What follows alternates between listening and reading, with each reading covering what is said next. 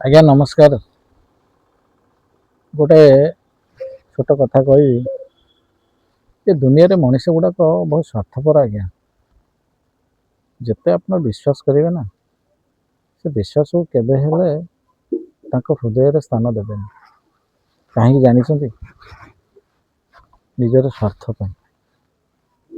ଆପଣଙ୍କୁ ଭଲ ପାଉଥିବେ, ତାଙ୍କର ସ୍ୱାର୍ଥ ଯେତେବେଳେ ହାସଲ ହେଇଯିବ ନା, ସେ ଆପଣଙ୍କୁ ଛାଡ଼ି ଚାଲିଯିବେ। ଏମାନଙ୍କୁ ମୁଖା ପିନ୍ଧା ଭଦ୍ରଲୋକ ବୋଲି କୁହନ୍ତି। ଏମାନେ ଉପରେ ଗୋଟାଏ କଥା, ଭିତରେ ବି ଗୋଟାଏ କଥା ଥାଏ। ତେଣୁ ଏଭଳିକା ଲୋକମାନଙ୍କ ପାଖରୁ ଆପଣ ସଦାସର୍ବଦା ଦୂରେଇକି ରୁହନ୍ତୁ ଆଜ୍ଞା। ଦେଖିବେ ଆପଣଙ୍କୁ କେତେବେଳେ ହିଁ ରାଜରାସ୍ତାରେ ନିଲାମ କରିଦେବେ। ରହିଲେ ଆଜ୍ଞା, ନମସ୍କାର।